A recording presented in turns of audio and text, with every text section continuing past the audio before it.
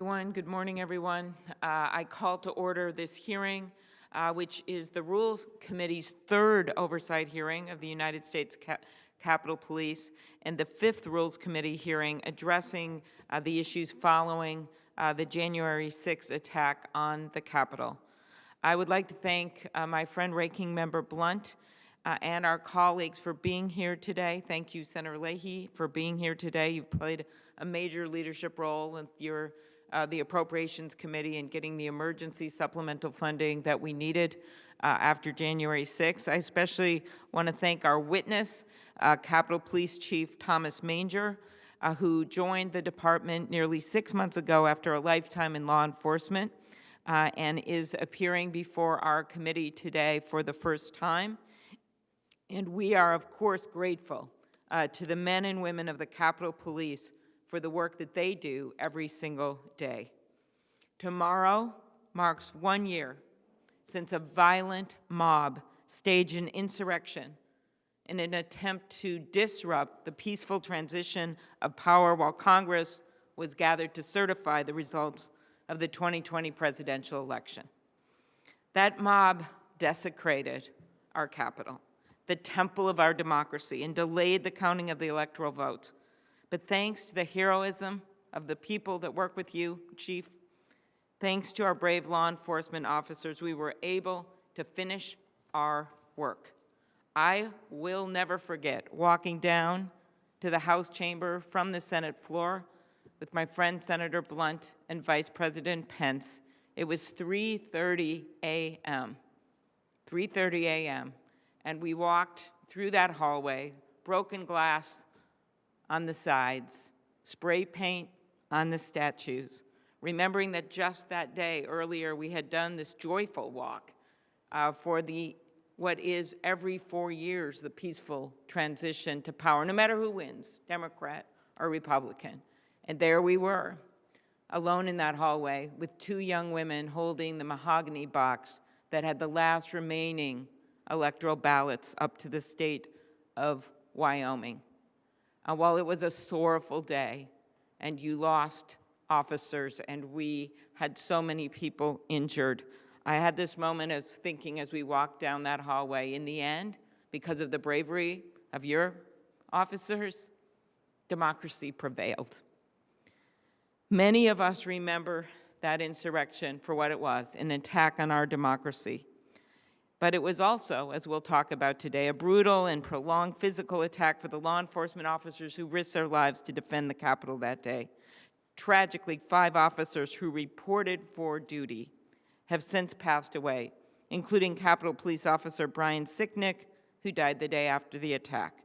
4 other officers died in the days and months that followed. Capitol Police Officer Howard Liebengood, D.C. Metropolitan Police Officers Jeffrey Smith, Gunther Hishida, and Kyle DeFreitag. And of course, we all remember Billy Evans, who died in an incident unrelated to this attack. Many more suffered physical injuries, and even more sustained emotional trauma from the events of that day.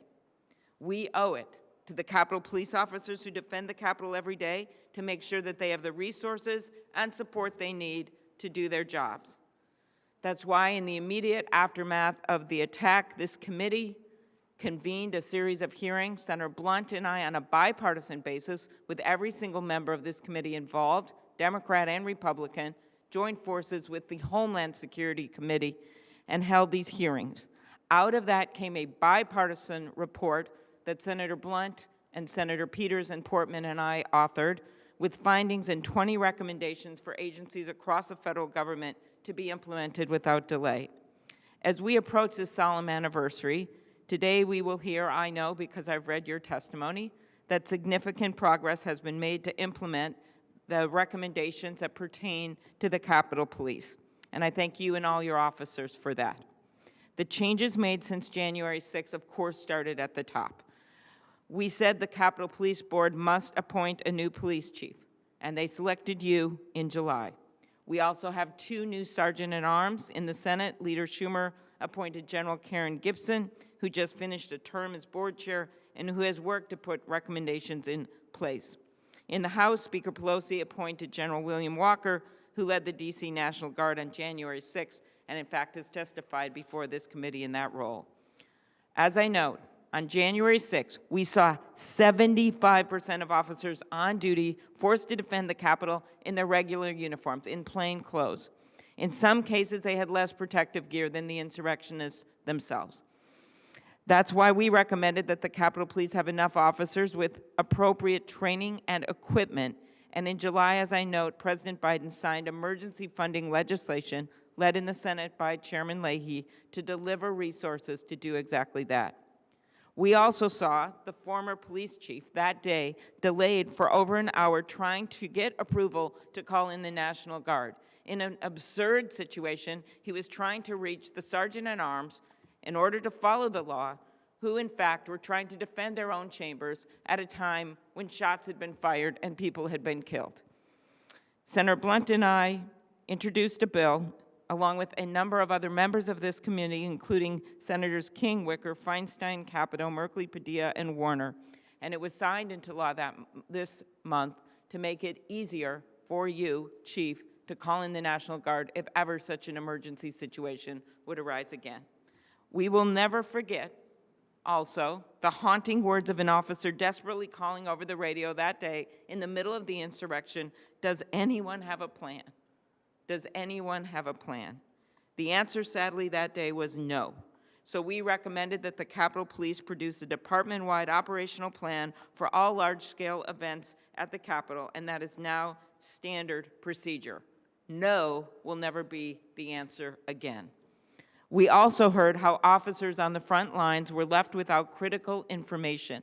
We said the department needed to take significant action to improve its handling of intelligence, and it has worked to ensure information is shared with rank-and-file officers.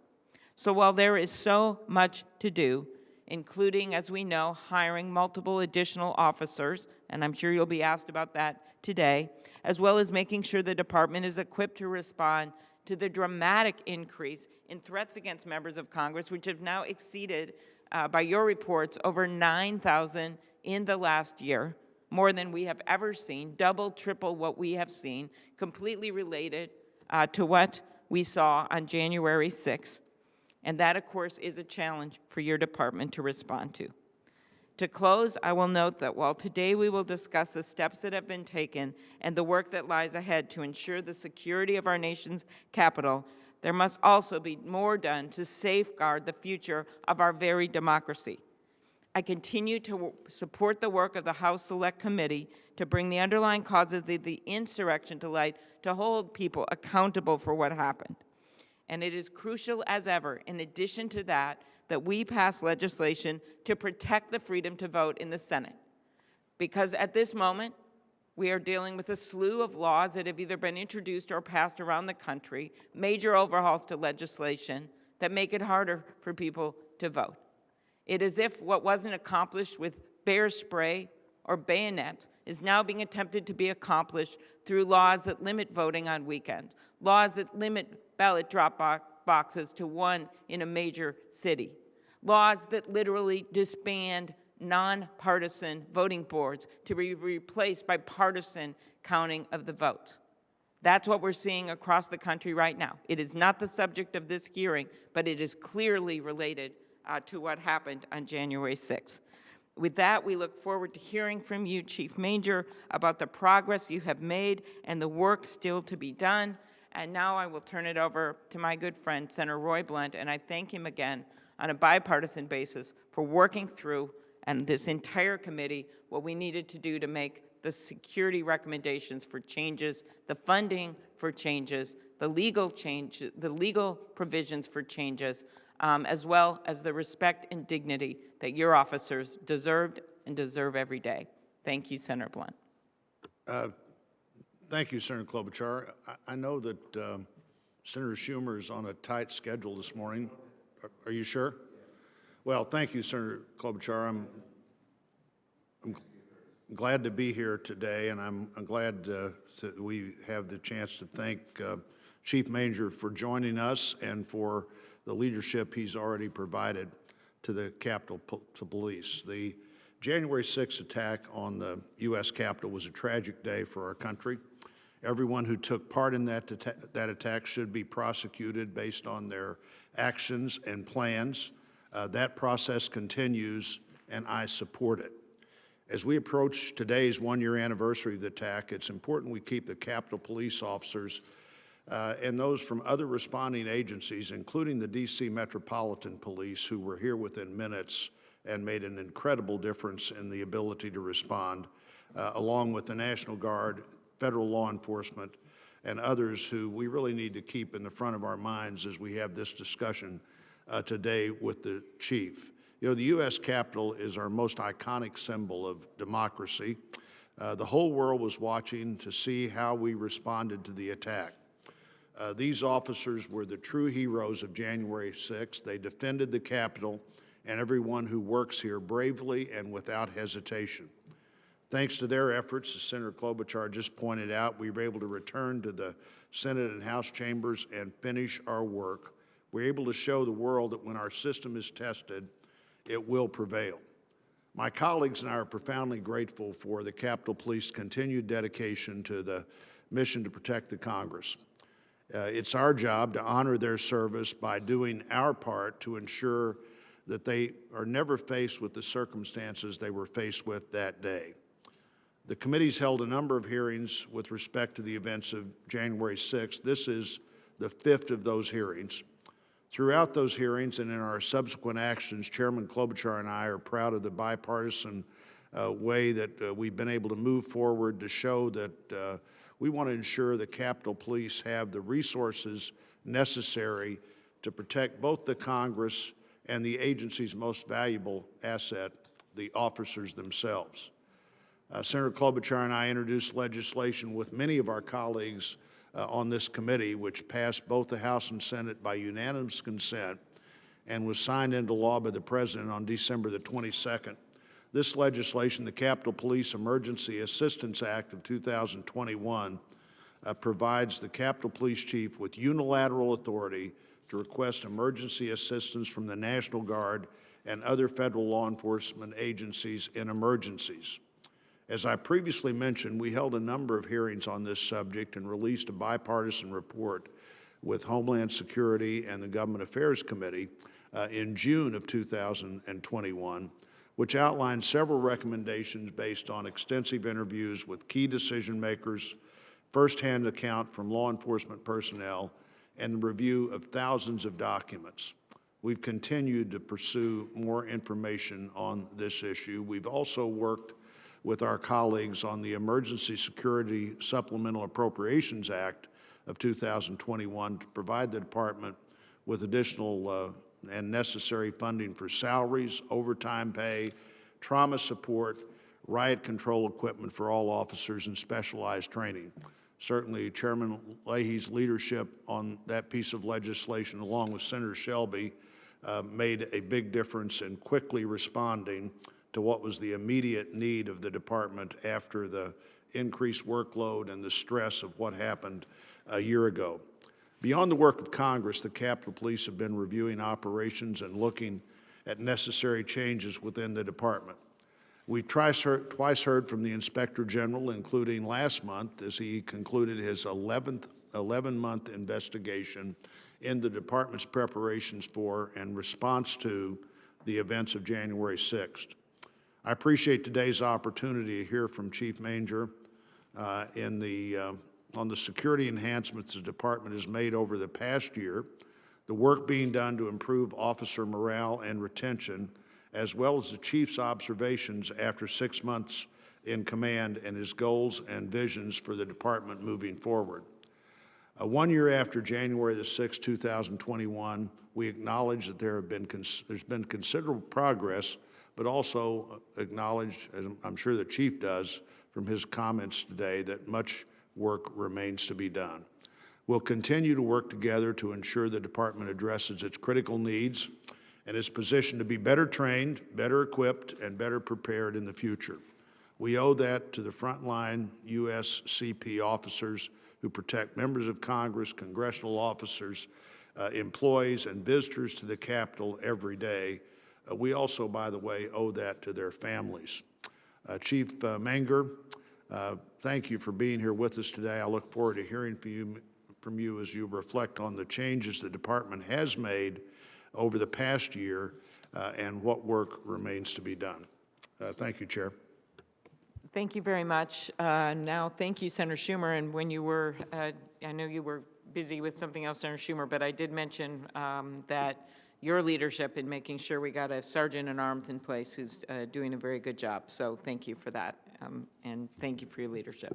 Senator Schumer. Well, thank you. And let me thank the chair of the Rules Committee, my good friend, Senator Klobuchar, for the great work she has done in this regard in making our Capitol much safer. And let me thank my friend, the ranking member, for his bipartisan cooperation on this important issue. And I thank you for the opportunity to speak right now. I also want to thank today's witness, U.S. Capitol Chief of Police Thomas Manger. 2021 was one of the hardest years ever for our Capitol Police. But Chief Manger has done an outstanding job in his first few months, ushering necessary reforms to the department. He'll be the first to say the job is not done, but today the Capitol is a whole lot safer than it was a year ago, and I commend him for his leadership. I feel safe walking around the halls of this hallowed building. My colleagues, we're here today because 1 year ago, the men and women of our Capitol Police stood on the front lines of the unthinkable in America, a violent assault upon the U.S. Capitol, instigated by former President Trump and carried out by a mob of radicals looking to halt the peaceful transfer of power. I remember January 6th as if it were yesterday. I've said repeatedly over the last year my experience that day was sort of like Charles Dickens' A Tale of Two Cities. It was the best of times, it was the worst of times. The best of times because at 4 a.m. that morning, we had learned, those of us on the Democratic side anyway, that Senators Warnock and Ossoff had won, and we would come back into the majority. I couldn't sleep, got in my car at 7:30, got here at 12:30, got on the floor of the Senate at 1 p.m. as we began to count the votes. I was only on the floor of the Senate for about an hour as the putative majority leader, not even having given a speech, when a police officer in a bulletproof vest and with a submachine gun strapped across his waist grabbed me firmly by the collar like this. I'll never forget that grip. He said, "Senator, we're in danger. We got to get out of here." He had to explain to me what the danger was. I didn't know. None of us knew at that time. We walked through a hallway, went through a door, and this was shown on the video camera that was captured, and they used it at the impeachment trial. I hadn't seen it until they did it then. But they show me walking briskly with a police officer on either side down a hallway. We go through a door, you don't see us for 20 seconds, and then we're running out at full speed. I was within 30 feet of these nasty insurrectionists. Had one of them had a gun, had two of them blocked off the door, Lord knows what would have happened. So that was quite a day. And it was even a tougher day, much tougher, for our Capitol Hill policemen. They were outnumbered, they were under-equipped, yet their bravery, their quick thinking saved many lives and prevented a violent riot from becoming something even worse. It allowed us, when the four leaders met and decided we were going to not let these insurrectionists stop us from going forward with the counting of the ballots, it allowed us to come back that night at 8 p.m. and actually finish the counting, having the insurrectionists' object that day to stop the count fail. So today we honor those who stepped up that day, and especially those whom we've lost in the aftermath. We remember them and pray for their families. Now, in the years since that attack, as has been mentioned, we've gotten a lot done in the Senate to strengthen our Capitol Police, to assure, from a security standpoint, that the violence of that day never happens again. Early last year, I put in place a new Sergeant-at-Arms, Lieutenant General Karen Gibson, a wonderfully competent person with a great deal of experience on both the organizational side as well as on the intelligence side. And we installed the first all-women leadership team in the history of the Senate Sergeant-at-Arms. As a member of the Capitol Police Board, Ms. Gibson led a diligent search and helped us find the new police chief who sits here today. It was so important to me that we had a new police chief who was competent, experienced, and dedicated. I am proud that we have found such an individual in J. Thomas Manger. Last summer, we did a few other things. We passed a critical supplemental funding led by Senator Leahy and Senator Shelby, providing tens of millions in overtime pay, funding for more police officers, hazard pay, and retention of bonuses for the Capitol Police. And just last month, we passed legislation authorizing the chief to summon the National Guard in future emergencies without prior authorization. We all know what we went through that day, trying to get the National Guard to come quickly.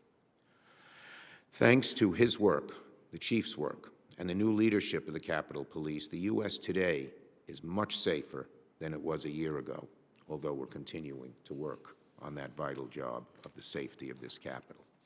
But let's be clear. Let's be very clear. January 6th was not merely a census act of mob violence that sprung up spontaneously. It was an attempt to reverse, through violent means, the outcome of a free and fair election, and make no mistake, the root cause of January 6th is still with us today. It is the big lie, pushed by Donald Trump, that is undermining faith in our political system and making our democracy, our country, less safe. The biggest threat to our Capitol Police, and our democracy is the insidious motives stemming from the big lie, propagated by the former president and many of his Republican allies across the country. We can and we will continue to make sure the Capitol is safe from a security standpoint, but without addressing the root causes of the violence on January 6th, the insurrection will not be an aberration. It could well become the norm. And just like the Senate has the power to pass legislation supporting our Capitol Police force, we have the same power and obligation to pass legislation to address these root causes that brought the big lie to life. That is what my Senate Democratic colleagues and I are focused on and committed to doing here in the Rules Committee and among our caucus as a whole. And we must act. We must act. More than at any point in recent history, threats of political violence are on the rise. Election administrators, basically people who are almost like civil servants, just trying to count the elections accurately, are facing harassment, even death threats for carrying out their duty. Isn't that a sad day in this country? When the people who, in many situations, and nonpartisan, in many situations, bipartisan, but are simply dedicated to counting the vote fairly, are threatened, something is very wrong. By one measure, nearly a third of those who count the votes say they feel less safe on the job, and many, many, many of them are quitting because they fear for their safety. What has this country come to when that happens? When the wellspring of our democracy, the fair, unbiased counting of the votes, which has been part of our hallmark in this country since we've started, which is the root of democracy, when people who do that are threatened with violence, what has come of our country? So we must act. We must act. My colleagues, the threats that I have mentioned are the symptoms of an illness festering deep within the bones of our democracy. And unless we confront the big lie, unless all of us do our part to fortify and strengthen our democracy, the political violence of January 6th risks becoming little more than a taste of dangers to come. All of us have a role to play to protect our democratic system. Everyone, from our Capitol Police to the voting public, to those of us entrusted to serve in elected office. And again, Just as the Capitol Police have taken the experience of January 6th to institute reforms for the future, every member of the United States Senate is called on to do the same, to reckon with the lessons of that terrible day, and to take action to cure America of the disease of the big lie. That means passing legislation to protect our democracy from subversion and safeguard the right to vote, including the John Lewis Voting Rights Advancement Act and the Freedom to Vote Act. In the weeks to come, I look forward to working with all my colleagues to achieve this goal. For now, let me close again by thanking Chief Manger for being here and for leading his department in making the changes necessary to prepare for the future. And let me thank Senator Klobuchar, Senator Blunt, and the Rules Committee for their role. I know it's not easy work. I know at times it's been met with resistance, but I commend you, Captain, for keeping your eye on the big picture and for doing your part to protect our democracy. It is my hope the Senate can follow suit in the near future. Thank you very much, Leader Schumer. Well said. I will now introduce our witness, Mr. Thomas Manger, the Chief of the United States Capitol Police. Chief Manger was sworn into his current position on July 21st, 2021. He joined the department following a distinguished 42-year career in law enforcement, most recently serving for 15 years as Chief of Police in Montgomery County, Maryland. During that time, he was also elected by his peers across the country to serve as the president of the Major City Chiefs Association. Earlier in his career, he served as Chief of Police in Fairfax County, Virginia, where he rose through the ranks after first joining the force following his graduation from the University of Maryland. I will now swear in our witness. Chief Manger, if you could please stand and raise your right hand. Do you swear that the testimony you will give before the committee shall be the truth, the whole truth, and nothing but the truth, so help you God? I do. Thank you. You can be seated. You are now recognized for 5 minutes. Chairwoman Klobuchar, Ranking Member Blunt, distinguished members of the committee, thank you for providing me with the opportunity to speak about the significant improvements that we've made following the events of January 6th, and to speak about the work that remains to be done.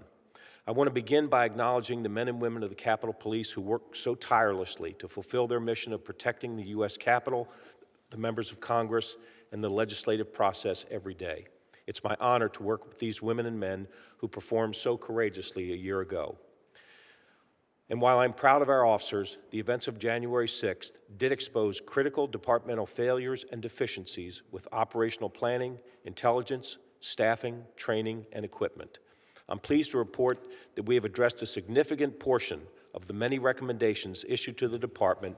In fact, of the more than 100 recommendations issued by the Inspector General, we have implemented and are addressing over 90 of them. The staff report issued by your committee listed 5 recommendations directed to the United States Capitol Police. I can tell you that the department has implemented or is in the process of implementing each one of them.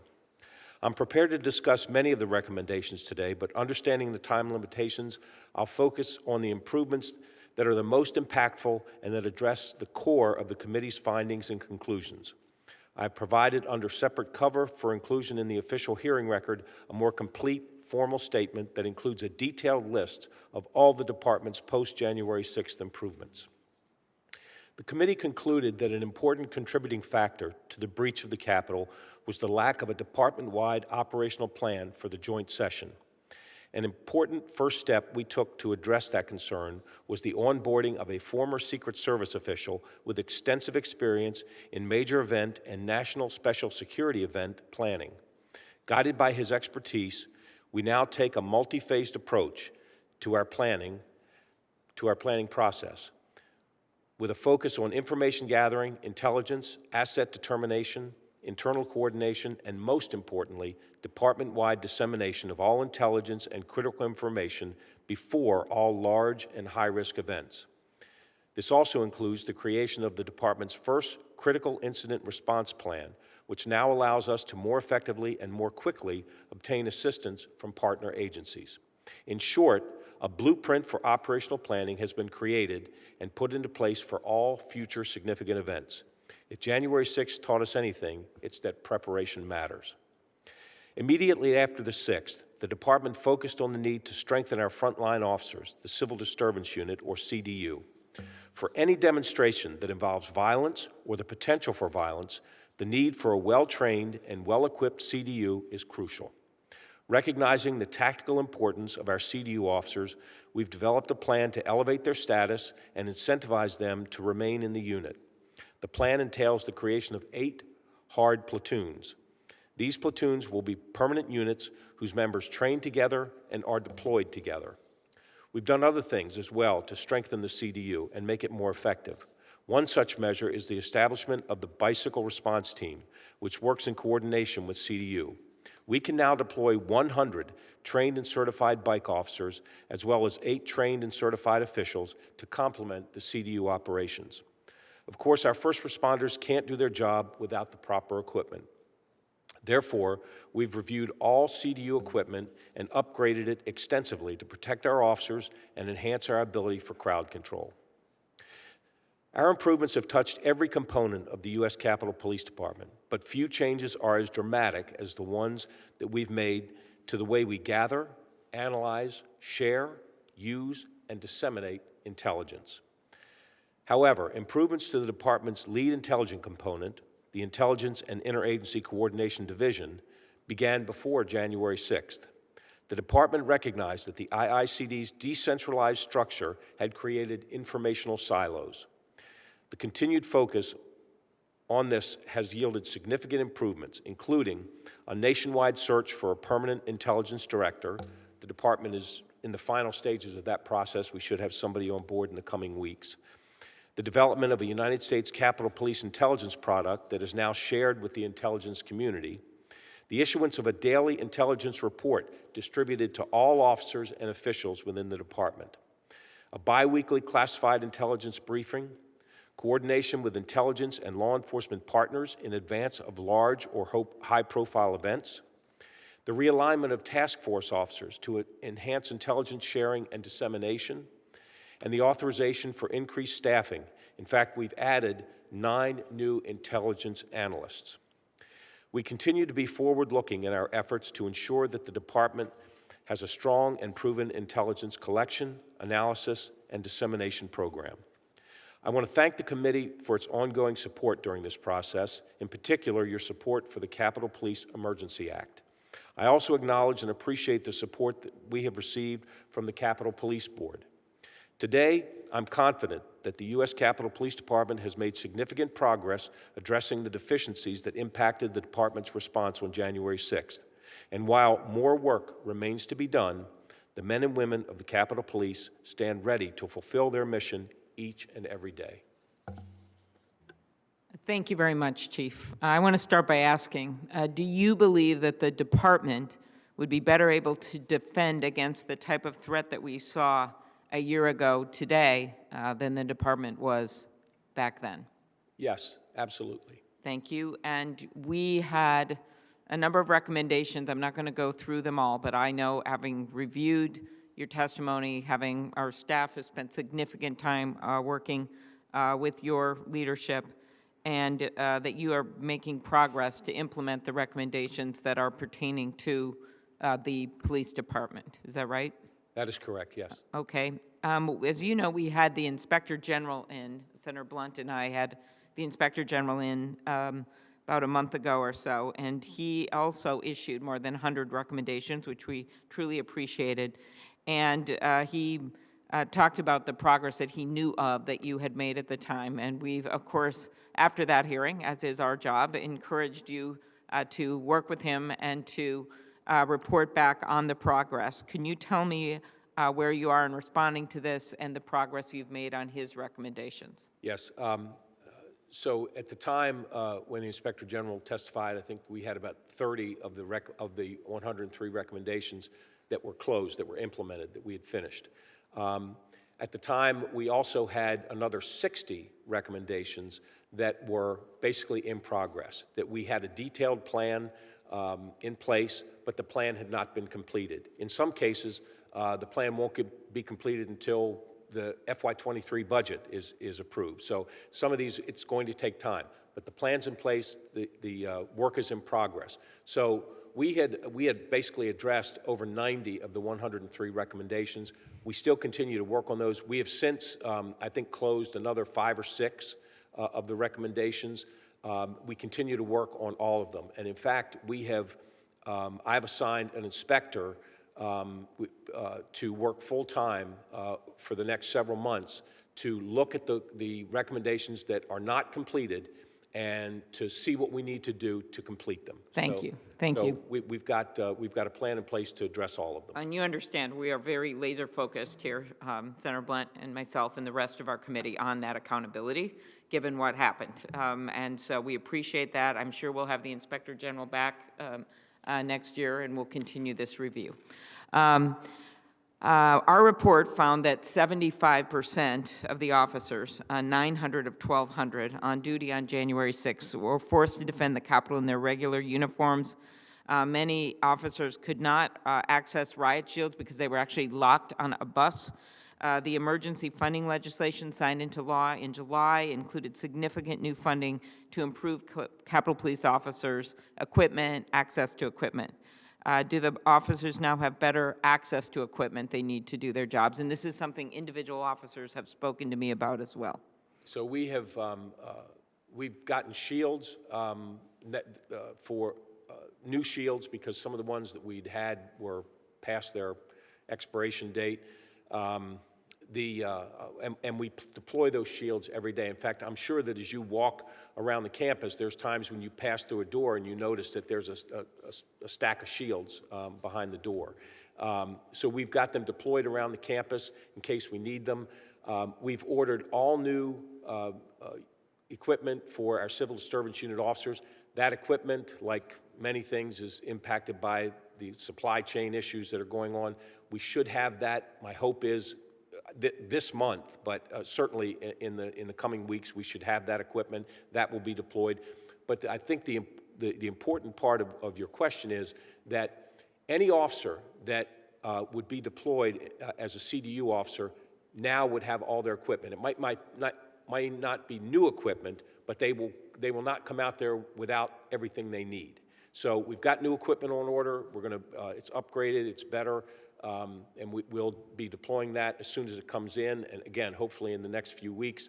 But we will send no officer out to work CDU without all the equipment that they need. Okay, and you mean civil disturbance unit there for people watching? Correct. For CDU. And no more locked buses where they can't access it? That was an unbelievable story, just horrific. They're looking at the equipment and they can't get it.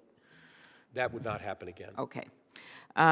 We all remember, as I noted in the opening, the haunting words of the officer, "Does anyone have a plan?" As you note, in recent months, the department has made clear progress with respect to operational planning. In your testimony, you called this game changer, the fact that you have this department-wide incident assessment plan.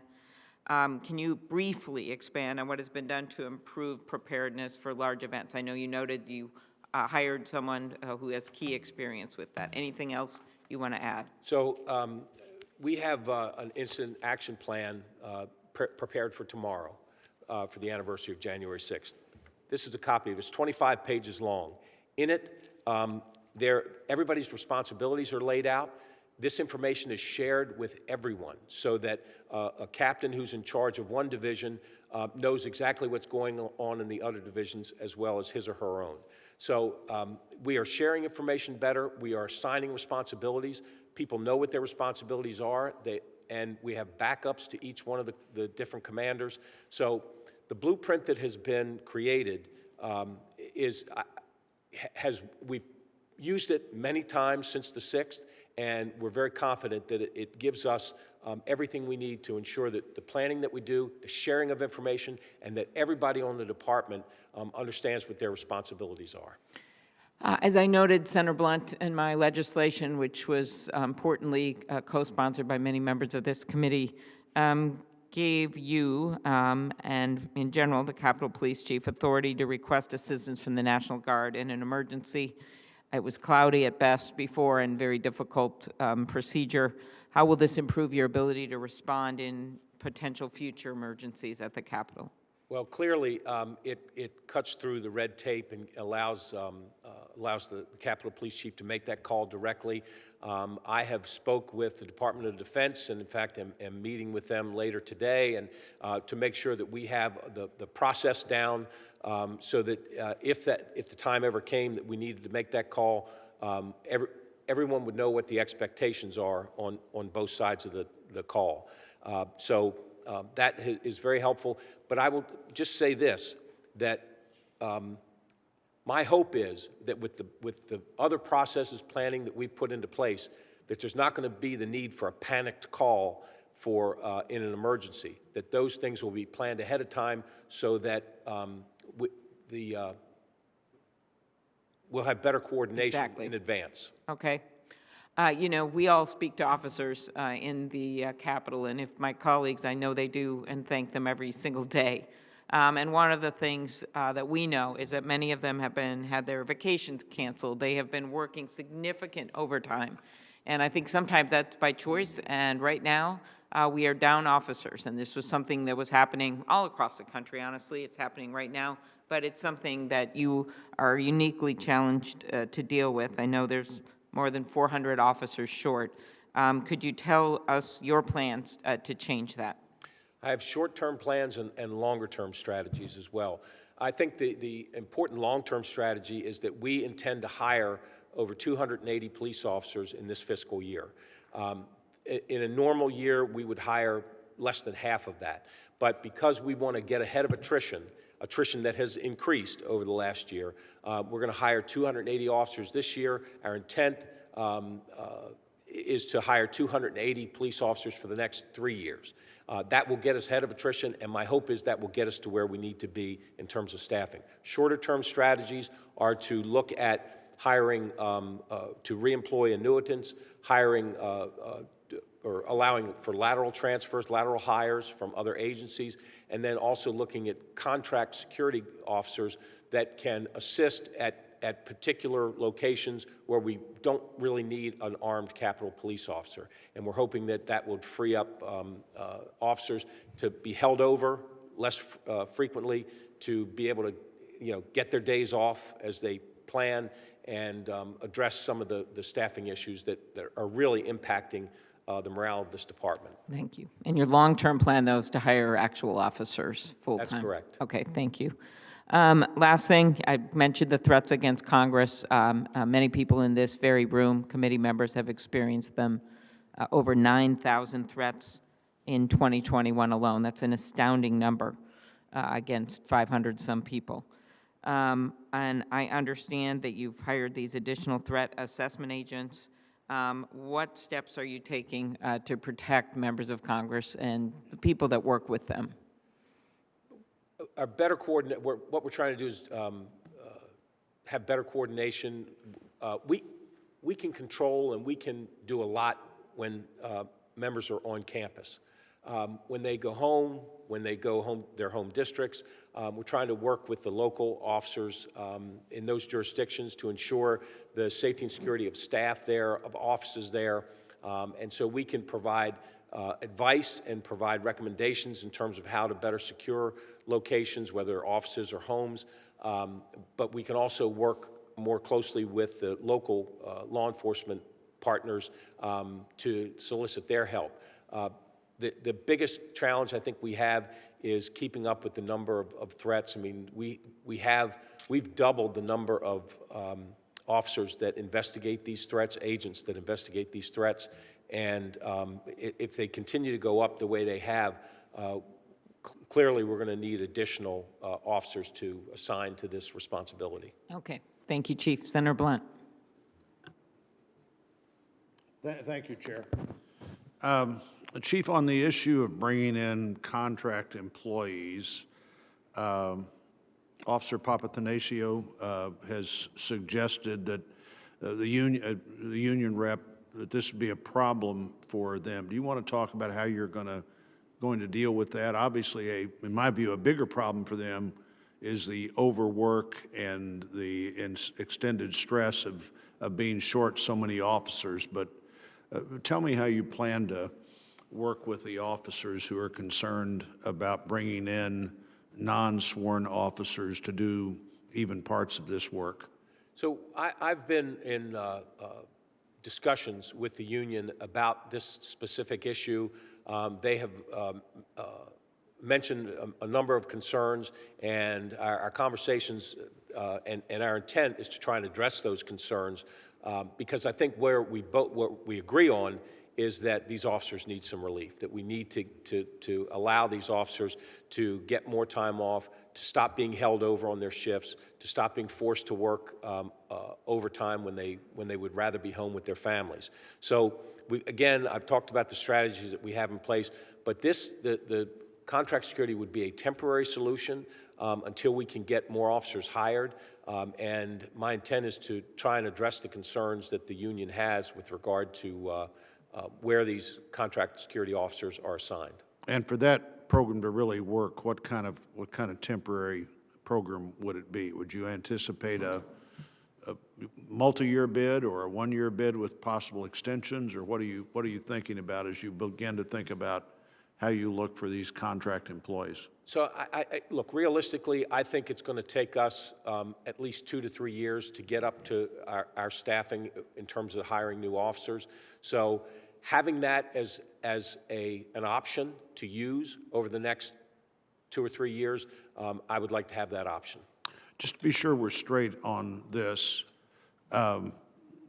hiring the officers to get to the officers you currently are allowed to have is the problem here, as opposed to the Congress saying we're going to give you 100 more officers than you're currently capped at. That's an unrealistic moment for us to think about. Your goal is to fill the slots that you already have been allowed to have, and you're 400 short. Are you 400 short right now of meeting that number? Yeah, actually 457 short. 457? Yes, sir. If I understood your thought also of hiring 280 new officers a year for the next 3 years, understanding that other officers will retire and find other opportunities, and that number sounds about right to me to get up to where you need to be. How long is the training process from the time you bring an officer into the training environment until you have them available for service? From the time they're hired to the time you can actually deploy them by themselves is close to a year. Close to a year. So hiring people, annuitants who have retired but are willing to come back to work is one of your thoughts? That's correct, because you'd be hiring back someone who has that experience, and they could go back to work day one. And when you hire laterally, would you just try to evaluate the level of training that officer already has and then determine what additional training is necessary before you put them into the line? Exactly, yes. All right. I think every police force in America, certainly every big police force in America, has a lot of that same challenge of just people leaving either the big force for a smaller force in some other community, or leaving with frustration this whole idea that somehow defunding the police was ever any real option for the country. The Inspector General's testified before us that he thinks that, in his view, restructuring to where the U.S. Capitol Police was more of a protective agency instead of a law enforcement agency. I'm not absolutely sure I know what he means by that, but why don't you give us your sense of what, after 6 months on the job, what's your vision of what the Capitol Police Force would look like 2 years from now and 5 years from now, and maybe even longer, if you've thought through the way that this force should function to best do its job? Well, thank you for asking that question. I think that where I agree with the Inspector General is the fact that we need to expand and enhance our ability to investigate threats against Congress, to provide protection to members against Congress, to our counter-surveillance activities, to enhance security in the home districts, as I've mentioned. So in that regard, we need to expand our protection capabilities.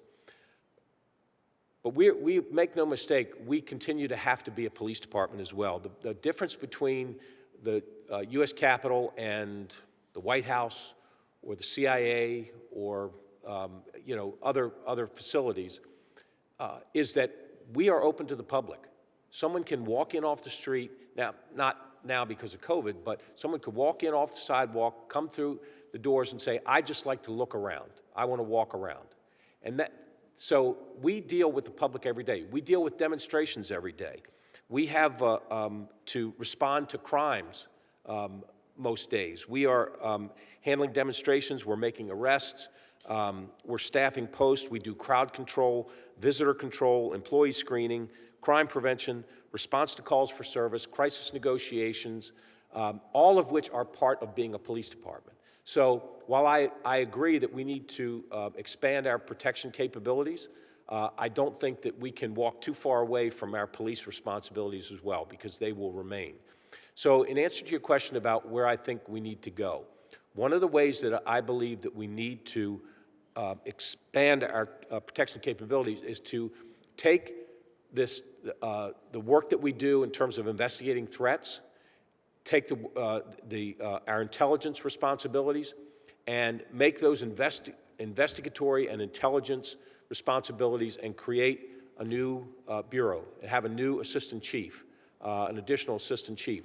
So you'd have, I think our dignitary protection and protection responsibilities have grown. That continues to grow. The need there, the workload has increased. Uniformed services will always likely be the largest bureau that we have, but looking at intelligence and investigations and creating a new bureau with its own assistant chief, I believe, is the direction that we need to go.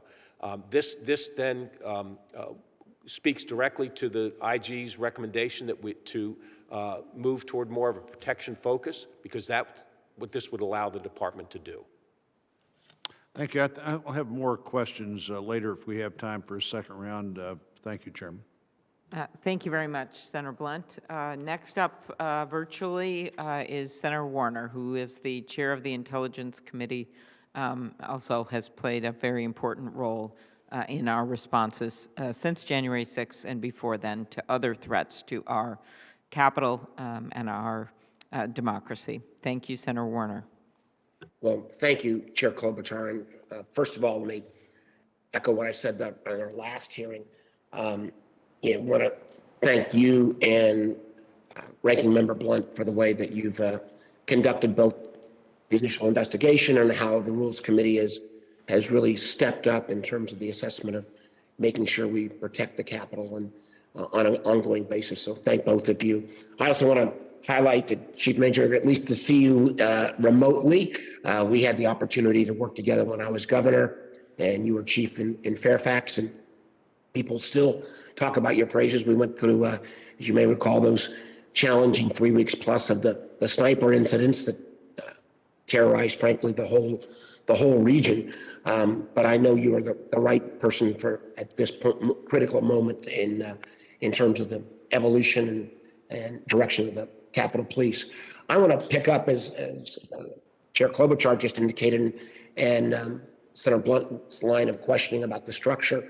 I know you're about to name this new deputy chief who will take on that role of intelligence. Could you expand that a little bit? When do you expect to name that individual? And also talk to us about, the intelligence functions of the Capitol Police. Will they be mostly receiving intelligence from other entities rather than doing your own intelligence work? Will you pursue, if there is indication of some kind of organized threat, will you pursue that versus FBI? Talk me through a little bit more of the role and structure of this intelligence unit. Yes, sir. First, we have, you may be aware that we did have a civilian director of intelligence on January 6th. That person left in the weeks following the 6th. So we've been doing a nationwide search. We're going to make a final selection in the next couple of weeks, and my hope is that we have someone in place shortly thereafter. We have a very competent acting director in place now. I think the changes that we've made in the way we gather, share, disseminate intelligence, there's been a lot of changes, but the big thing is how we use intelligence. One of the problems, of course, on the 6th was that we had information and it wasn't acted upon. And intelligence is the only use that real intelligence is if it's actionable and it can actually help you formulate your plan in terms of how you're going to deal with a situation. So we have now, which we did not have on the 6th, we have our own intelligence analysts. We put 9 new ones in place in the last few months that have the same training as an FBI analyst, as a Homeland Security analyst. So we're speaking their language, we're sharing information, we've got people embedded in the FBI, embedded with DHS, and we've got our task force officers on different task forces with the FBI. So we're actually now plugged in to all the places we need to be plugged into, but we are also doing, while we are still sharing information and getting information from Homeland Security and FBI, we're not just totally dependent on them anymore. We have our own folks that are also doing research and doing our own analysis. So basically, we're staying connected to our partners in the federal intelligence community, but we're not just passive recipients anymore. We are active in the intelligence community, and we're active in terms of sharing our information and making sure that all the information that we get gets down to our folks, both the officials and the officers. But Chief, that means you are, but the investigatory role is not something that Capitol Police is going to take on. That will still be reliant upon the FBI or DHS or other partners, right? So you may have the analysts, if there's an active plot, that the pursuit of those plotters, though, would be the FBI, not the Capitol Police. Is that correct? For the most part, but I would say this, that when we get information about threats against Congress, that's a priority for us. And so we will take those cases and we'll run with them. Occasionally the FBI helps us with those cases. Occasionally Homeland Security helps us with those cases. But they have to prioritize things too. Our priorities are always the ones that are threats against Congress. So in some regard, we in fact are taking the lead role on some of these cases if they have to do with threats against Congress. One last question. I know my time's expiring, but one of the things, I think we've gotten better, but we still have room to grow in terms of the intelligence community's willingness to share information on a regular basis. My hope, and can you speak to this for a moment, do you have interoperable systems so that you don't have to rely upon an agency, a partner to kind of brief you in person versus at least having some of your agents, analysts at a clearance level enough that they can real time get that intelligence that may be being looked at from the FBI or again some other agency that may even have a broader reach? Yes, we do. I mean, we have daily intelligence briefings with our partners around the region. And as I mentioned, we are plugged into the FBI. We remain plugged into Homeland Security. We remain partners with everything that MPD is doing and Washington, D.C.'s Homeland Security. So we are absolutely connected and are speaking the same language and sharing information on a daily basis with all those partners. Thank you, sir. Thank you, Madam Chair. Senator Leahy. Thank you, Senator Blunt. And I want to thank you and Chair Klobuchar for the bipartisan way in which you've held what's really a very important series of hearings about the violent insurrection of January 6th. And you know, I have enjoyed all these years of working with both of you. Chief, I'm glad to see you here, and I've enjoyed our conversations we've had. I think back, I'm beginning my 48th year here in the Senate, but I look at January 6th of last year. I never thought I'd see a day like that. A violent mob driven by the rhetoric and the lies of a disgraceful former president of the United States. They attacked our seat of government. They threatened not just the lives of the senators who are here in this room, but of congressional staff, of Capitol Hill reporters.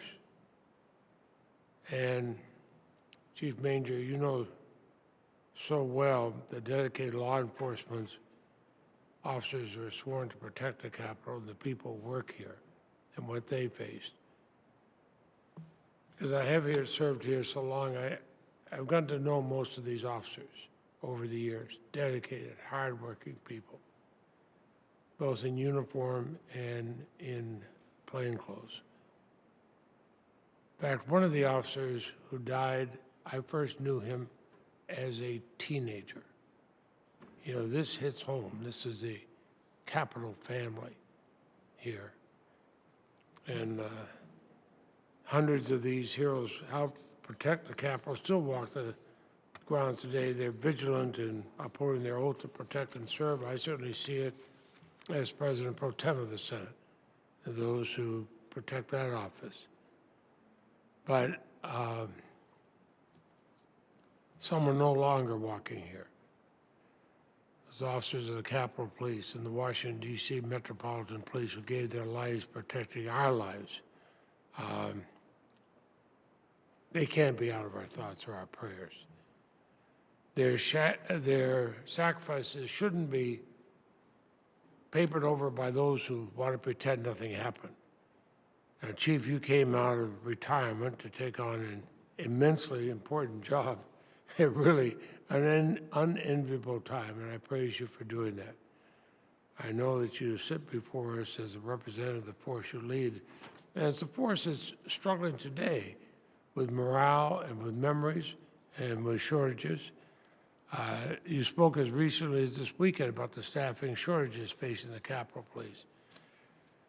Last year, the Senate Appropriations Committee released a legislative branch bill for fiscal year 2022 that provide $90 million more. That's pending, and I hope we can finally get these appropriations bills forward. Senator Blunt has been very helpful on the Republican side in the Appropriations Committee and strongly supported the extra $100 million that we put in the last bill. But if Congress fails to reach an agreement to pass the FY22 spending bills, if you're held to last year's spending levels, how would this lack of increased funding impact the Capitol Police ability to protect the Capitol? Senator, it would impact just about everything that we're trying to do in terms of making and sustaining improvements, especially in the areas of intelligence, threat analysis, dignitary protection, and security infrastructure. We'd have to suspend our health and wellness initiatives that we've started. But I think the biggest impact would be our inability to increase our staffing, which is so critical. All we would be able to do is just replace the people that left. We can't survive and continue. We have to increase our staffing, as I talked about before, but that would be the biggest impact. Well, I commend both those Republicans and Democrats who joined with me last year to get the extra money for the Capitol Police, and I hope that we can all come together, both parties, to get our appropriations bills through this year so that you will have the additional funding that we've put in there. And tell me how you've used some of these additional resources, which would, of course, disappear if we get stuck with a continuing resolution. So first, the retention bonus that we were able to provide officers, I think is going to really have a great benefit.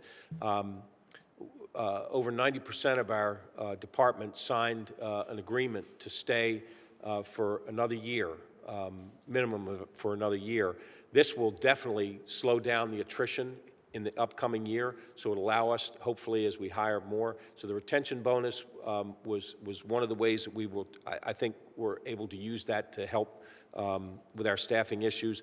The hazard pay, anybody that was here on January 6th got hazard pay. We got the new CDU equipment, cell phones for every police officer. One of the big issues was officers were not getting intelligence information. They get intelligence briefings every day on their cell phones and operational information every day on their cell phones. There are training initiatives that we want to get to, replacing and replenishing equipment that was deployed on the 6th.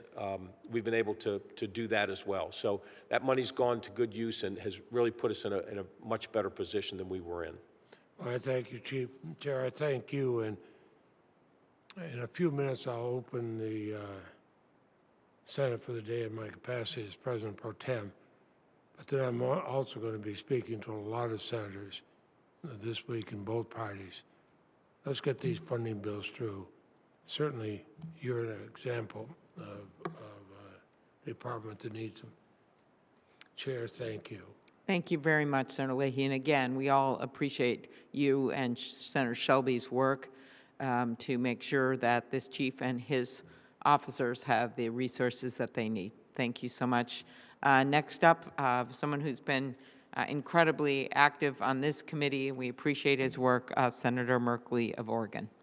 He's here virtually. Thank you very much, Madam Chair. And thank you, Chief Manger, for your leadership and efforts to implement the recommendations of the Rules Committee and of the Homeland Security and Government Affairs Committee, as well as recommendations from the Inspector General's office to enhance security of our Capitol complex. I want to directly thank the men and women of the Capitol Police Force for their heroism on January 6th and their service and resiliency in the aftermath of that very dark hour. We've made a lot of progress in this past year, as this hearing is highlighting, and there's challenges to come that are also part of this hearing. And I wanted to just touch on a couple of those. First, I wanted to be clear about the number of officers who are currently on the force. You had mentioned the numbers were short, but how many officers are on the force currently? I'm going to have to get back to you with that number, but here's what I can tell you, though. Over the past year, 153 officers either retired or resigned from the department. We have 175, on any given day, we have 175 officers that are on some type of leave. Many of those are out due to COVID. And so basically we are 400 and, I may have said 457, it's 447, Senator, short where we need to be. So I would think that we're somewhere around 1,700 that we have, between 1,600 and 1,700 we can actually deploy at a post or assign to a responsibility. Thank you. That really puts that into context, and both the shortage and also your desire to hire. I believe you proposed hiring an additional 280 officers this coming year. And do you see, apart from the issue of funding, assuming there's adequate funding, is that a feasible objective to achieve? I believe it is. It'll be a challenge, there's no question. I mean, hiring that many officers, the real challenge is to make sure that you hire the right officers, that we're hiring good quality candidates. We have a plan in place to get them trained, and so that, because that's been the choke point in the past, is actually getting them through the training and the national or the federal law enforcement training center. We've got a plan to get all the officers through training. And I think some positive news is that so far we've not had difficulty in recruiting people. We're getting plenty of people who are showing interest in wanting to be a part of our organization. We're still very selective about who we end up hiring, but I do believe it's realistic, and we're going to do everything we can to, and we've got a plan in place to get 280 folks on board. Great, great. No, I'm glad to hear that. The Inspector General, Mr. Bolton, made the recommendation that all the members should obtain and maintain a security clearance. You mentioned that intelligence is coming through to the officers on a daily basis. I know that may not necessarily mean security clearance rated intelligence, but is that part, do you feel like that is a recommendation that should be fulfilled, that each person obtain a security clearance? And if so, do we need to have some sort of way to prioritize those security clearances, given that the security clearance process is completely backlogged right now? So the answer to the second part of your question is absolutely yes. We would have to have some method to get those done. And this is really where it comes down. I believe that it certainly has, that recommendation has merit, but I am concerned about the fact that I'm trying to hire 280 officers. If that security clearance process slows the hiring process down, that's a concern to me. I do know that we already have many of our personnel that have security clearances. And certainly I can look at assignments and say, yes, someone in a particular assignment would need a security clearance. But I also think that as we hire new officers, not every single officer in every assignment would actually need a security clearance. So while I think long-term, I think we can look at that. In the short term, I'm concerned about it holding up the hiring process, and do we really, actually focusing on where we need the officers that actually would require security clearance? Well, no, I absolutely agree. It shouldn't be a requirement to get folks on board, but as you get them on board and you feel they need those clearances, please raise to us the need to be able to clear the path so that those who need those clearances can get them to fulfill the full range of their potential contributions to the force. Thank you very much. Thank you. Thank you very much, Senator Merkley and Chief. Next up, a very constructive member of this committee as well, Senator Capito. Thank you for being here. Thank you. Thank you, Madam Chair, and I want to thank the Chief on behalf of a grateful recipient of the service that you and the U.S. Capitol Police provide on this campus and in our districts, and many times to look at the security of our own offices and our own homes, and sometimes I want to express our deep appreciation and gratitude. So thank you, and I hope you'll pass that along. I read through your statement, and I read a news clip, I guess, this morning, talking about the scars that are remaining from the Capitol Police from the January 6th incident. Terrible incident. How is the morale? I mean, how many of your officers have actually asked for additional mental health? Do you feel you have the capacities for that? I know you've increased that. Where is your level of concern right now, a year later? One of the priorities we had was to make sure we had programs in place to deal with not only just the daily stress of the job, but folks that were actually who have gone through traumatic incidents, who experienced that trauma. So we have instituted a robust peer support program. We're in the process of hiring. I think we've already actually hired a couple trauma counselors. We've got formal programs in place now so that officers can seek that help. I can't tell you how many have sought that help because it's confidential, and because when they... I was just looking for a general ballpark. Yeah, well, is there a great take-up of this, or... I think that a fair number of officers have have availed themselves to these services, and I think as they hear from other officers how much these programs have helped, it may encourage more officers to seek that help as well. I'm glad you asked about the morale issue. Morale, for someone who's been a cop for over 42 years, morale is always, what I've learned is it's in the eye of the beholder. You're always going to have cops that will tell you, oh, morale's the worst it's ever been. But you have other cops that every day they show up, no matter what happens, they're happy to be there and love their job. So it's really, but what it comes down to is, and I think for us, is these officers need to believe in their hearts that this department cares about them, that what happened on January 6th, where the department let them down in so many ways, that the department will take responsibility for fixing those failures and for making sure that that never happens again. And that's going to take time. For some officers, they've seen some of the improvements, and I think that they appreciate it. But for other officers, perhaps a little more cynical, perhaps they're going to wait till the first time we're tested again. And are we ready for that test? And so it's one of my responsibilities to make sure we restore that confidence, for the officers in the department.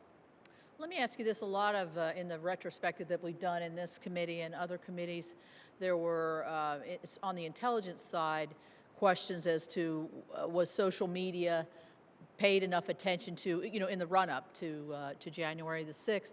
What adjustments have you made in terms of the coordination between you and other agencies in terms of the social media monitoring? So this is one of the areas where we are taking more responsibility, and we can focus on. And we're not trying to worry about something that's going on in a foreign country. What we're worried about and what we're paying attention to is threats against Congress and threats against the Capitol. That is our focus. And so while you have other intelligence community folks that are looking at anything and everything, we've got folks in place now that are paying attention to those kinds of threats, those statements that cause concern.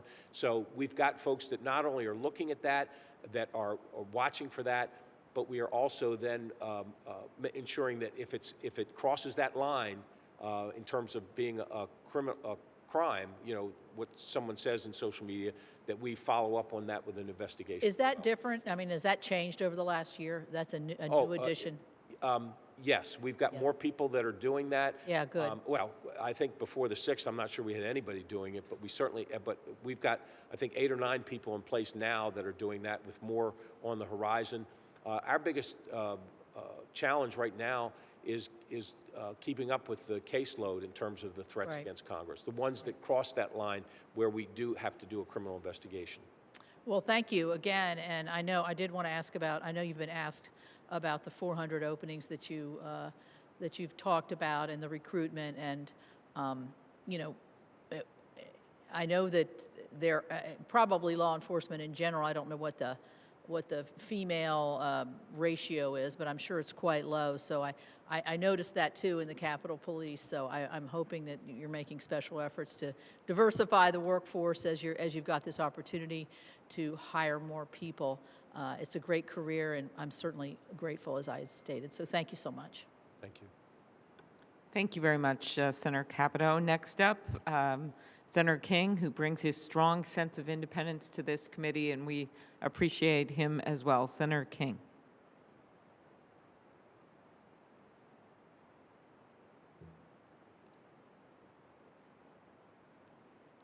I'm going to give Senator King a minute here. I'm sorry. Yeah, now I'm unmuted. There you're good. You're all good. Okay, thank you. Chief, I hope you will convey our appreciation to the men and women of the Capitol Police. Whenever I'm interacting, my sort of standard comment is thanks for looking after us, and that we really do appreciate it. And in the day-to-day of politics, it's hard sometimes for people to realize that. So please convey the deep appreciation and thanks from all of us, that we care about what they do, and we appreciate what they do for us. Couple of things. You touched on the issue of security clearances, and that's a problem throughout the federal government, although I must say it's better now than it was 2 or 3 years ago. One of the questions that has been plagued us is reciprocity. Do you have a situation where somebody has a security clearance from another federal agency, but then when they come to apply to you, they have to start all over again? Or do you have a reciprocity arrangement where if they're cleared for state or the FBI, they're also cleared for the Capitol Police? If it's done by either the Department of Defense or the FBI, typically if it's done by any federal agency, I would think that that would suffice for us. Okay, well, I would urge you to look into that, because it doesn't make much sense, but believe it or not, there are plenty of places where that reciprocity isn't honored, and it really delays the process. And as you say, you can have a good recruit, but they get discouraged by the length of the security clearance process and go on and find another opportunity. And in this economy, we can't afford to lose good people. A couple of other questions and observations. In terms of your planning, it seems to me that one of the things that we learned on January 6th is there was a lack of pre-planning. In other words, a lack of imagination. We have to have people that are thinking the unthinkable and saying, okay, what happens if? What do we do? So I hope that's the case. And my question is, do you feel that we have adequate communication and coordination with other agencies that might be important, either from an intelligence point of view, such as the FBI or the other intelligence agencies, or with law enforcement, DC, Metropolitan Police, the National Guard? Are we working on pre-existing coordination and communication plans so that we don't have to make it up on the fly in the case of an emergency? The answer to that question is yes, we are. And in fact, it has become a part of our the blueprint that we use in terms of our pre-planning for these events to reach out to those partner agencies to ensure that we're sharing information, that if we we believe that we're going to need their help, that we plan for that well ahead of time so that we're able to do, and we end up doing tabletop exercises. We end up getting the commanders over here to show them exactly where we need their folks deployed and what responsibilities that we're going to give to them. So absolutely, that's part of our planning process now.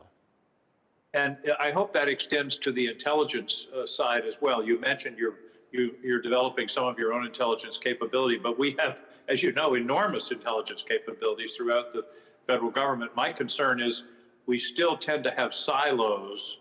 They're excellent silos, but they're still silos. And I hope that the coordination includes pre-event intelligence. It does, and we, one of the problems that we identified shortly after the 6th was the fact that even internally, we had intelligence silos within our organization. Those are gone. And with the briefings that we have with our partners multiple times a week, any silos that existed previously certainly do not now. Final question, and I remember we discussed this, not you and I, but this was discussed in a prior hearing, and that is work with the architect of the Capitol in terms of the physical infrastructure and the ability to seal the building effectively. And again, we're back to silos. I hope that there's a close relationship between your department and the architect of the Capitol, because your people's job could be a lot easier if we had Lexan windows and metal doors that could easily be closed in the case of an emergency. One of the things that the architect has done is to make sure he's hearing everybody's voice. He's brought experts in to do reviews and provide recommendations, but he's also ensured that everybody has been able to lend their voice to their concerns about the physical security. So I think that that's all been part of his planning process. Great. Well, thank you very much, Chief, and thanks again to all of your people for the great work that they do on our behalf. Thank you, Madam Chair. Thank you. Thank you very much, Senator King. And next up, Senator Cruz. Thank you for being here. Thank you, Madam Chair. Chief, welcome. Good morning. Thank you for your service. And I want to start by thanking the heroic service of the men and women who serve alongside you. We are approaching a solemn anniversary this week, and it is an anniversary of a violent terrorist attack on the Capitol, where we saw the men and women of law enforcement demonstrate incredible courage, incredible bravery, risk their lives to defend the men and women who serve in this Capitol. We are grateful for that courage. We appreciate the selfless sacrifice of the men and women who keep us safe. And I will say, my view is that anyone who commits an act of violence should be prosecuted. And anyone who assaults a law enforcement officer should go to jail for a very long time. And I think that's a principle that is true regardless of the politics of the violent criminal, whether they are right-wing, left-wing, or they got no wings at all. If you assault a cop, you ought to go to jail for a long, long time. And I hope we get some agreement that that should be true regardless of the political context that ostensibly and purportedly justifies that violence, that we will stand with the men and women of blue. So I thank you for your service. I thank the men and women who serve with you for their service. Thank you. As we reflect on what happened a year ago, it is also worth asking, as we have, as this committee has, as Congress has, as I know you have, what could have been done differently? What could have prevented the breach of the Capitol? What could have prevented the riot getting as far as it did? And so let me just start with that question. With the benefit of hindsight, what could have been done to better secure the Capitol, to stop the riot outside and prevent them from penetrating as far as they did? So I think that clearly documented intelligence failures. There were leadership failures within the Capitol Police Department. If folks had, if the intelligence had been acted on the way it should have been, and we would have had enough people here, I think it would have been a different story. And that one of the things that we have, one of the changes that we put into place is that with a few phone calls, I can get double or triple the number of police officers we have, trained, equipped police officers here to assist us in our responsibilities to protect the Capitol and protect the members of Congress. So, you know, and we will be tested again, Senator. I mean, and I don't know who it's going to be or when it's going to be, but we will likely be tested again. But what will be different is that we will be paying much more attention to the information that we gather ahead of time. We will be putting together a better plan. We will be getting the help that we need pre-planned here on campus before we need it, not making panicked calls later on. And I say that not in any way criticize the folks that were here on the 6th. They had a very difficult challenge. And I frankly have not been looking behind me. I'm looking forward about what we need to do to make the changes. But clearly, when you look at the recommendations, when you look at what happened, we didn't have the people, we didn't act on the intelligence, and we just weren't prepared the way we should have been. And that's going to change. That has changed, and the next time that we're tested, we will not be making those same mistakes. Well, and let me say one of the things we've seen the last 2 years is a dramatic increase in threats directed at lawmakers. And those threats are bipartisan. They're directed at Republicans and Democrats. The Chairwoman and I have discussed this at length. And let me say the Capitol Police does a tremendous job working to deal with those threats and working to keep us safe. We are grateful for that. The two areas you identified for improvement were intelligence gathering and manpower. On the manpower side, you talked about the ability to surge additional resources. What are the sources of those additional officers to surge on the manpower side? And then let me ask secondly, on the intelligence side, what more do we need to do on the front end to anticipate the specific threats that we need to be ready for? So in terms of surging staffing here, we've got federal partners, we've got state and local partners, we've got the National Guard, all of whom we have coordinated with since the 6th, all of whom we have sat down and said, okay, when we need help, here's how we're going to do it. One of the things, and I thank both the Senate and the House for passing the supplemental, we have included in there was funding so that if we asked for state and local help, and at one point for one event we had an additional 400, 500 police officers, trained civil disturbance unit police officers here to enhance our capability. We were able to offset the expenses from those partners so that when we make the request, we're going to get a yes.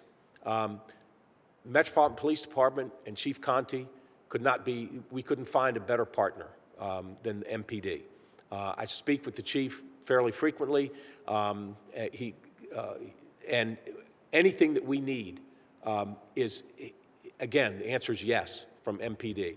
But we know we need to talk ahead of time to plan for these things, which takes to your second question about the intelligence and what we're doing on the front end. We did not, prior to the 6th, we were not sharing information the way we should be, and we were not disseminating it to our own people the way we should be. And intelligence is only useful if you act on it. When you get intelligence, you need to say, okay, how does this impact our operational plan? What are we going to do? We've heard this, we have this intelligence, we believe it's credible. What are we going to do about it? So those are changes that we have made and put into place so that we are sharing it, we're acting on it, we're using it, and we're disseminating it to our own officers. So we're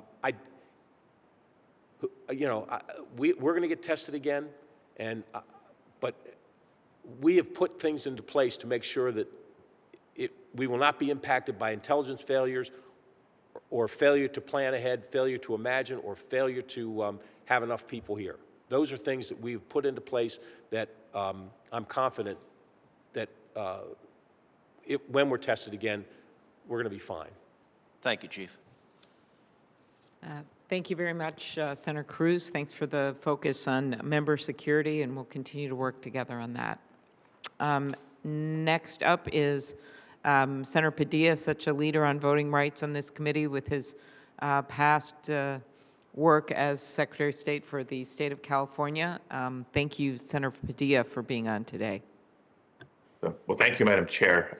Before I get to a couple questions that I want to prioritize, I want to take the opportunity to comment on something that Senator Cruz just raised. I mean, I appreciate the fact that he recognized last January 6th, I believe he called it a riot and referenced rioters. I believe it was an insurrection personally. We can discuss and debate what the proper terminology is, but even if it was just a riot, we saw the result of that incident. We saw violent attempts to disrupt Congress, to disrupt the process of certifying the election results, and in it's part of the greater peaceful transfer of power. We saw violence. It was deadly violence. We saw attacks and assaults far beyond insults and disrespect towards Capitol police officers. So if we're in agreement on a bipartisan basis to recognize January 6th for what it was, then we should also agree on a bipartisan basis to ask some questions. Was it organic and spontaneous, or was it organized and premeditated? If it was organized and premeditated, you're gonna have a hard time convincing me otherwise. Then we have to ask the questions, who was behind it? Who organized? Who incited this? We had the opportunity to set up an independent bipartisan commission to answer those very questions, but unfortunately, our Republican colleagues would not vote to do so. And so now I and so many people across the country eagerly await the result of the committee that was established in the House. a bipartisan committee which seeks to answer some of these questions. But let me now transition back to the topic at hand, the issues at hand, and some of the questions that I was hoping to raise. First, in the context of disinformation, Chief, I thank you for your service at this time of this agency and for your more than 40 years of work at law enforcement. The topic of disinformation has been raised by some of my colleagues already in this committee. I will not repeat them, but I do want to highlight one specific question. The role of disinformation in the lead up to January 6th is one thing, but what has been done since last year's insurrection is another. And I'm referring to the former president of the United States and his political allies seeking to whitewash, in fact, what happened. Some quoted publicly claiming that those who attacked the Capitol were just, quote, peaceful protesters, end quote. Perhaps nobody knows just how false those claims are than the women and men of the U.S. Capitol Police, who were beaten and bloodied, defending the people inside this building, and yes, defending democracy itself. So, Chief, what do you say to those who continue to perpetuate the lie that last January 6th just wasn't that, just wasn't that bad? What do you say to them?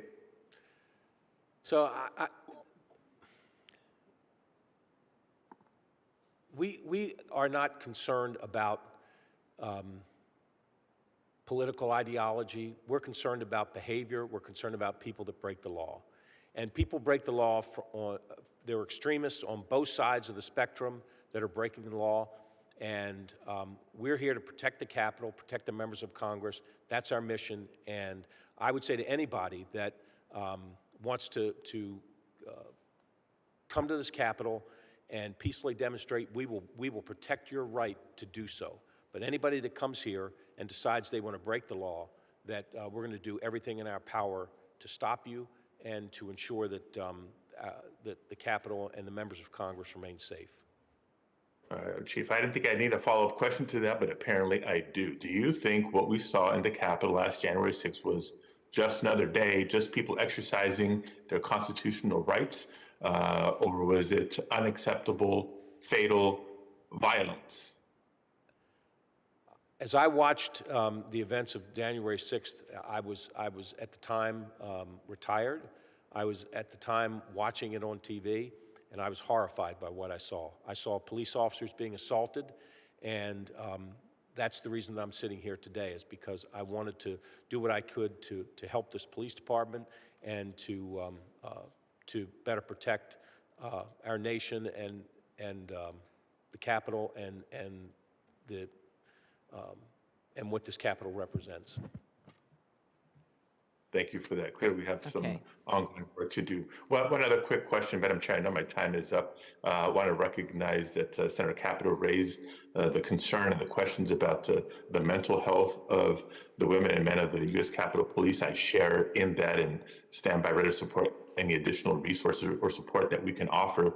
I do have one question about physical health. We know that businesses, organizations, entities, both public and private across the country, have been impacted by the COVID-19 pandemic, whether it's individuals who are not willing to work because they have not been vaccinated, or people who are not able to work because they've contracted COVID-19. Chief, can you talk about vaccination levels within the department and what steps we're doing to encourage vaccination rates for those who aren't vaccinated yet? So we are, I think we're over 70% of our employees are vaccinated. But like every agency that we just had a call of law enforcement agencies around the region yesterday, we're being hit hard by folks, both vaccinated and not vaccinated, with this latest variant that are testing positive. And we've got dozens of officers that are out on isolation. We've got dozens of officers that have been out long-term with the impacts of COVID. So it has affected our staffing levels. And again, with everything else all the other staffing challenges that we have, COVID is wreaking havoc as well. Well, thank you for your responses, Chief, and thank you for your service. Thank you, Madam Chair. Very good. Thank you, Senator Padilla. Senator Blunt, you have a few more questions. Thank you. I do have, Chair. Thank you for the time to ask a few more questions. Chief, there have been some concerns expressed about individuals in senior leadership jobs in the department. You've been there 6 months. What are you doing to address those concerns among the officers themselves? So, right after the 6th, the chief of police resigned. Both sergeant of arms in the day or two after the 6th were gone. In the weeks after that, there were our director of intelligence left.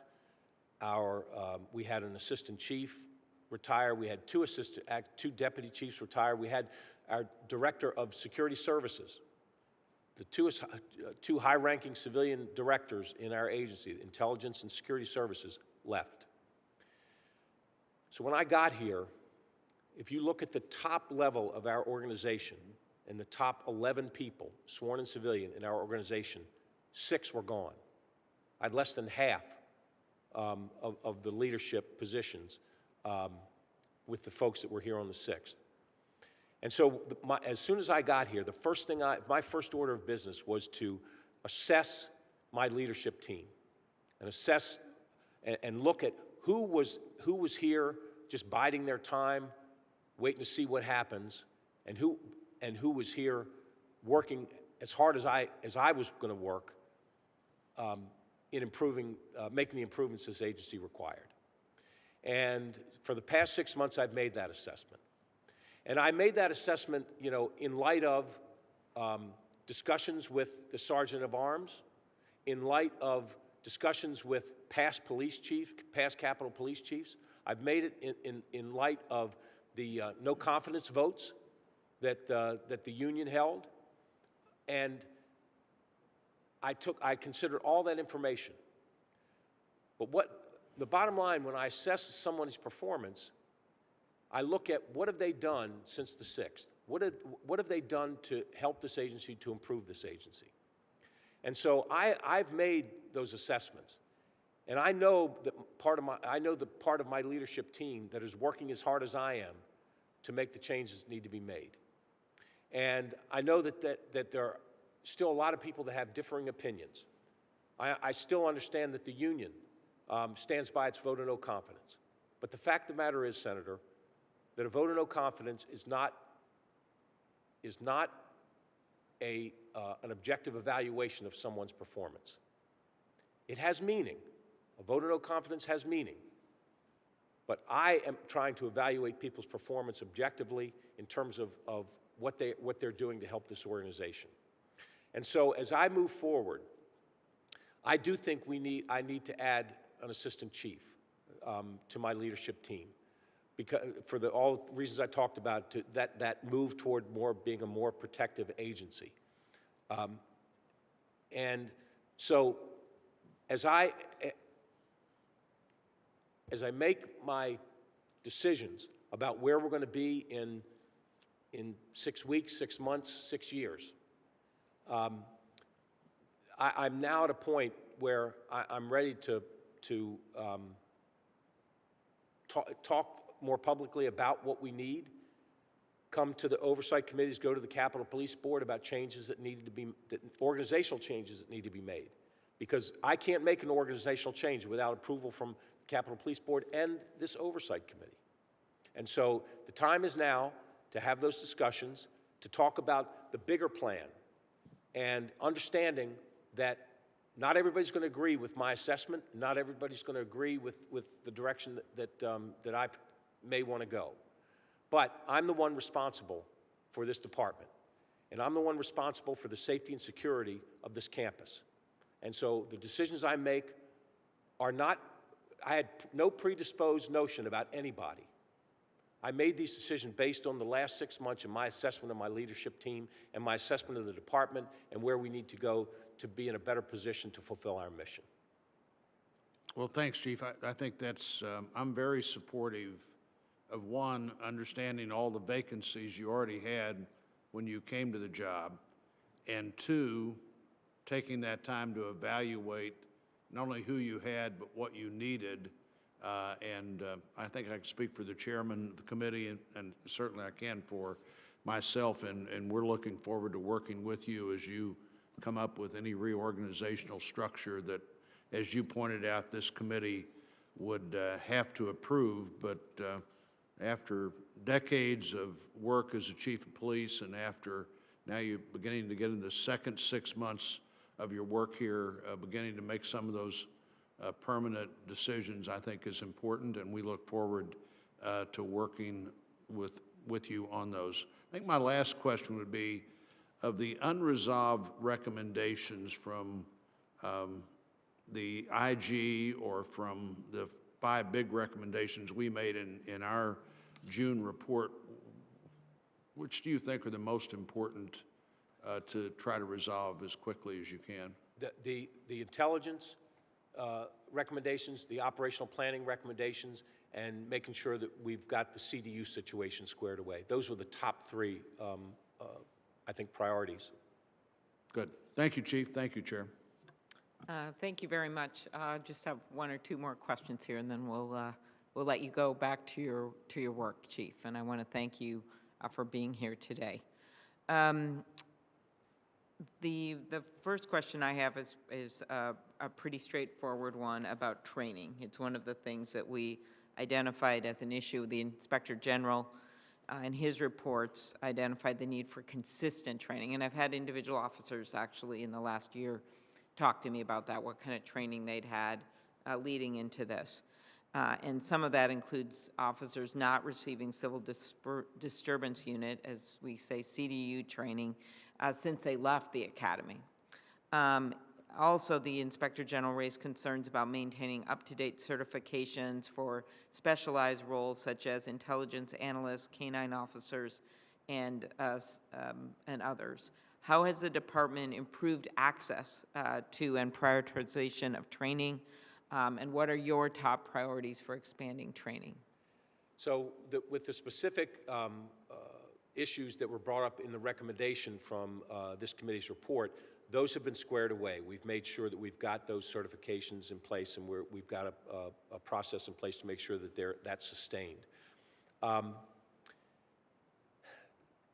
I could tell you that I have so many training priorities. I mean, during my 6 months here and the assessment I've done, I think, oh, we need to start doing more of this, more training here, more training there. The biggest challenge I have is the staffing problem. You can't do training if you're so short of staffing that you can't pull people off a post to send them to training. Because you not only have the trainers, of course, but then you are pulling people off the front lines to have them trained, and so it's kind of a chicken and egg. You need to get these people in place. But here's what we've done. We've got we just are getting 4, and they're called virtual machines. It's basically a virtual training program. We're going to put a Virtua machine in headquarters. We're going to put one in the Capitol. We're going to put we're going to deploy a couple other of these machines. We are going to be able to. We won't have to pull an officer off a post all day. We can pull them off for a half hour and say, go through this training program, whether it's de-escalation, whether it's use of force, whether it's these virtual training implements are great for a number of areas. And sometimes it's better to do training for a shorter period of time anyway, instead of sitting there all day. And you can do it without impacting staffing. So we've got, one of the things I also want to do is focus more on leadership training. I don't think that this department, like many departments, does enough leadership training, and I'm talking about leadership for first-line supervisors as well as for commanders. And I want to make sure that we develop the leaders in this organization so that whenever I do leave, that the Sergeant of Arms, the oversight committees can look at it and say, you know what, we've got 3 or 4, 5 people within that organization that we believe could be the next chief. That's my goal. Very good.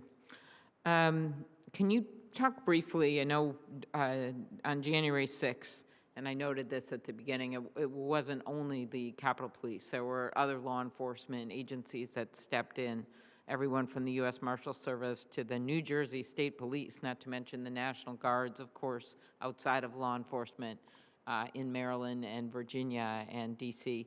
Can you talk about the importance of maintaining strong relationships with law enforcement partners in the Capital Region? I think that's one of the reasons there was so much interest in you for this job, because you have those relationships, and what steps have been taken to improve the department's coordination and mutual aid agreements?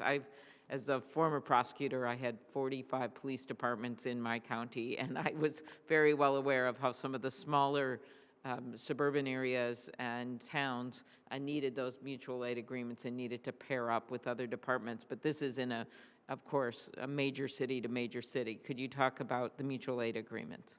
Yes, and if I can hearken back to, and so often, you know, we have folks with so much seniority here. Let me hearken back to my younger days when I was a brand new police chief in Fairfax County, and Chuck Ramsey was the brand new police chief in Washington, D.C. And it was Chuck Ramsey that said, "Hey, we have a big event coming. Can you, Chief Manger, send us 150 trained CDU officers to assist with this event?" And he called in regional partners around the Capitol Beltway, and was able to get, again, 800-900 police officers here to supplement what he needed. And so I'm a big believer in using the resources that we have in this region, and have done it my whole career. And when I got here, I made those same phone calls to people that I've known for a long time who were leading the agencies around the Beltway, and I said, "Can you help?" And the answer was immediately yes. We've put in a formalized process to request that assistance, and ensure that we get the help that we need. I've got the same relationship with MPD, the same relationship with our federal law enforcement partners, Park Police, and U.S. Secret Service, and we have that relationship with the National Guard. All these things have been formalized, put in place, and we're talking about it ahead of time. So there's not going to be a panicked call, you know, on the day of. It's going to be a more orderly planning process for the events that we think are going to be challenging to us.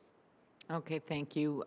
Just last question. FBI, Department of Justice, continue to investigate the events of January 6th. This is outside of the work, of course, being done in the House, the thorough work.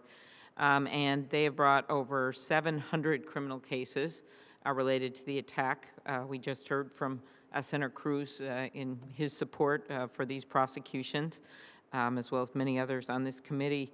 Is the Capitol Police continuing to work in coordination with the Department of Justice in its investigations and prosecutions? And do you agree that it's particularly important to hold accountable those who attack Capitol Police officers? I'm a firm believer that the biggest deterrent for criminal activity is if people think they're going to face consequences for committing a crime. And so I think that anytime you have police officers assaulted, anytime you have a situation like we dealt with on January 6th, people do, you know, if they committed a crime, they should be prosecuted. So, we have been working closely with the Department of Justice. We're working, and this ties into, we haven't talked about it, but, you know, as you know, we're starting to have field offices around the country, and our relationships with the local prosecutors there, and the fact that we have attorneys assigned to those field offices, all that is enhancing our reputation for prosecution of threats cases and other cases involving our mission here to protect the Capitol. Well, thank you very much, Chief. You know, we heard today about the progress you've made, and most importantly, the progress that your officers and what they have done here. We wish, I know Senator Blunt and I wish we could have them all in front of us to thank them, because we know in the end, while you are the chief, it's individual officers that are the ones on the front line making decisions every single day about how to handle situations. And I think that on January 6th last year, they didn't have the support that they needed, whether it's the equipment, whether it was a plan, whether it was a direction on that day. And yet they still valiantly did their job. So I just want to reiterate, while you are our witness today, we see all of them before us as well. And we mostly, my memories of them with the cuts on their faces, the looks on their faces, trying to get senators to safe locations, trying to assure people that they needed to stay where they are and it was going to be okay, and doing the work of even clearing that chamber with the help of others and other frontline staff people so we could go back and finish our job that night. This was not just about, you know, bread and butter doing your job. This was actually about saving our republic, and it is what, to me, makes the Capitol Police such an important agency and such a unique and special agency for our country. So I want to thank you. We are going to continue asking you questions as this goes along, as you know. I will have you back again next year. We will continue to work with the Inspector General. We think that oversight. I know that's not always easy, but it is really important that we continue to have that oversight, and we encourage you to continue your work in recruiting and retaining officers. That appears to be the #1 challenge ahead for you and many other chiefs across the country, as well as finding a new and sort of different ways of using your resources and those around the country to protect members, which we've seen, of course, be under more and more threats, and we thank you for that as well. And with that, Senator Blunt, you want to just say a few words here at the end? Well, thank you, Chair, and thank you for having this hearing. I think it's a good opportunity for us to talk to the chief and to think about the great, extraordinary bravery and service that the Capitol Police Force provided, not only on January the 6th, but frankly, every single day.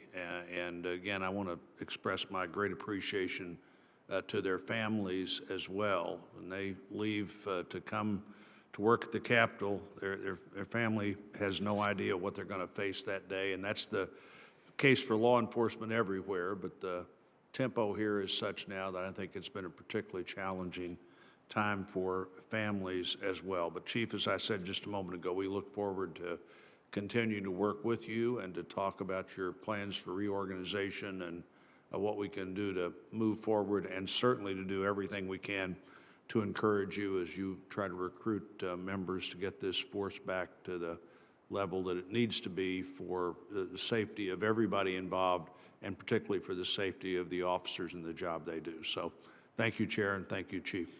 Thank you. The record will remain open for 1 week. Thank you again, Chief, and we are adjourned. Thank you.